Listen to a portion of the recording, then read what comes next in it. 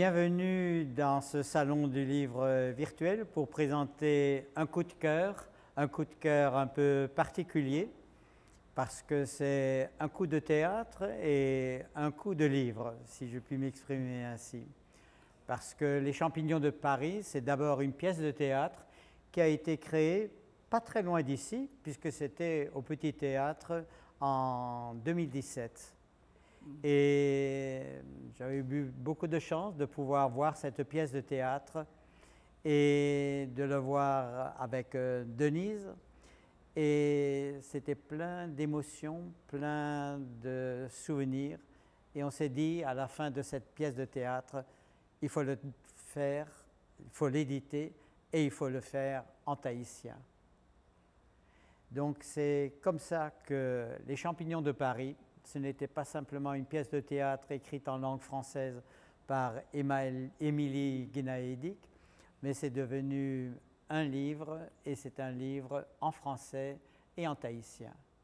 Et pour Hairepo, comme très souvent, bien entendu, d'un côté, il y a l'édition en langue française, et de l'autre côté, radicalement différent, aux antipodes, il y a le même texte, mais en langue tahitienne. Et la seule différence, c'est que en français, ce sont des champignons qui viennent de Paris. C'est une partie de l'histoire de la Polynésie française. Et en tahitien, ce sont aussi des champignons. Ce sont des tupu-tupu, mais ce sont des tupu-tupua, c'est-à-dire des monstres, des démons. Et ce jeu de mots, parce que traduire, ce n'est pas simplement traduire. Traduire, c'est dire la vérité dans une autre langue. Eh bien, nous le devons à Emma. Oui. C'est à toi. Oui, alors, je voulais d'abord remercier l'opportunité que tu m'as offerte pour traduire ce texte. Hein. Et c'est vrai que lorsque j'ai lu le texte en français, hein, le thème lui-même m'a beaucoup intéressé. Et je voulais aussi participer à ma façon à en parler de ces champignons de Paris. Hein. Mais à ma façon, avec, comme tu disais, le petit 1 ajouté à la fin des tupu-tupu. Tous des tupu-tupu, ce sont des champignons de Paris, mais les tupu-tupua, c'est ça qui fait la différence de ces champignons de Paris. Hein? Ouais. Et ce livre, nous l'avons dédicacé à des amis disparus. Nous l'avons d'abord dédicacé à Marie-Thérèse et à Bengt Danielsson. Nous l'avons aussi dédicacé à Bruno Barrio et à John Doom. Et c'est la raison pour laquelle ce livre s'ouvre sur un triangle polynésien un peu particulier. C'est le triangle du nucléaire. Parce que, bien sûr, le triangle polynésien, c'est entre Hawaï et la Nouvelle-Zélande et l'île du Pâques. Mais dans l'océan Pacifique, c'est un autre triangle qui a été tracé. C'est un triangle du nucléaire et qui commence, hors Seconde Guerre mondiale, qui commence à Bikini, qui va du côté de l'Australie et qui va à Moruroa.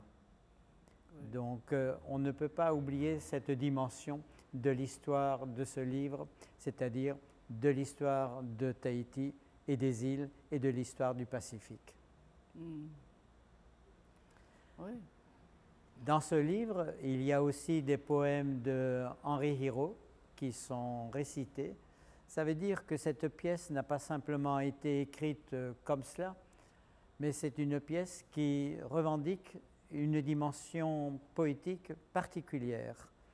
Et dans ces poèmes de Henri Hiro, il y a cette exigence qui est posée et qui est cette grande question dit dévorer le temps. Dévorer le temps parasite. Comment réconcilier le passé et l'avenir? Donc cette pièce qui raconte l'histoire des essais nucléaires au Sahara, en Polynésie française, c'est une pièce qui n'est pas du tout tirée vers la revendication, vers la victimisation, etc. Et ce qui est extraordinaire dans cette pièce de théâtre, et c'est ça qui émeut toutes les personnes qui regardent cette pièce, eh bien, c'est le fait que cette pièce se termine très bien, c'est-à-dire par un message de fraternité. Oui. Et puis le fait de parler à travers utiliser une pièce pour parler d'un sujet aussi important hein, dans l'histoire du pays, c'est-à-dire des essais nucléaires français. Il fallait le faire, hein, utiliser le moyen du théâtre pour parler d'un sujet aussi important. C'est pour ça que cette pièce de théâtre qui a été donc créée ici, pas très loin de la salle Mouriavaï, elle a été créée aussi par la troupe du Caméléon. Et à la fin de la pièce, il y a toujours un débat. Et c'est un débat extraordinaire parce que tout le monde peut parler, tout le monde peut s'exprimer et tout le monde doit trouver un compromis. On ne peut pas s'arrêter dans la violence, on ne peut pas s'arrêter dans le déni, on ne peut pas s'arrêter dans la revendication ou dans la victimisation.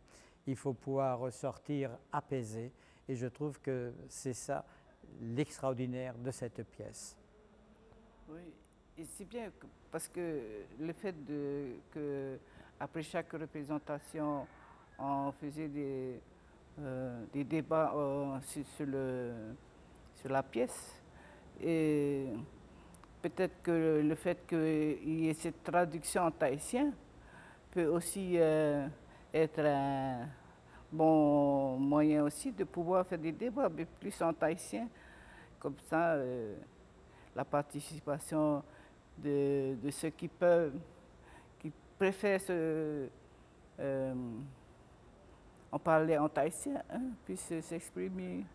C'est un moyen aussi de pouvoir ouvrir le débat à une plus grande audience. Je crois que c'est ça la chance de ce livre, c'est que dans sa partie tahitienne, elle existe et je crois qu'il y a des élèves et il y a un professeur de langue tahitienne qui veut créer la pièce en tahitien, c'est-à-dire Tuputupua à Paris, en tahitien.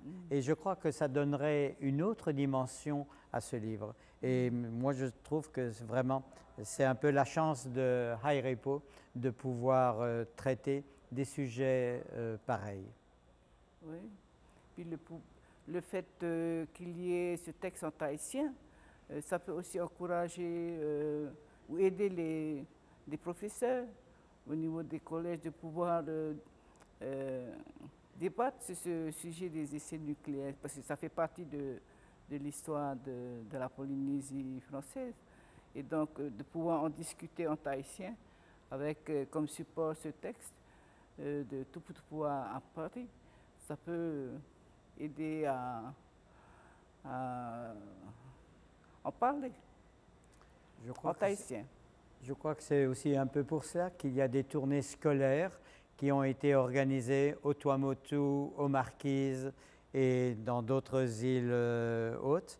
Et pour les élèves, et ce sont des professeurs de tahitien, ce qui est tout à fait surprenant parce que les élèves ont entendu la pièce en français, qui nous ont demandé le livre pour pouvoir l'étudier, pour pouvoir en faire quelque chose en tahitien.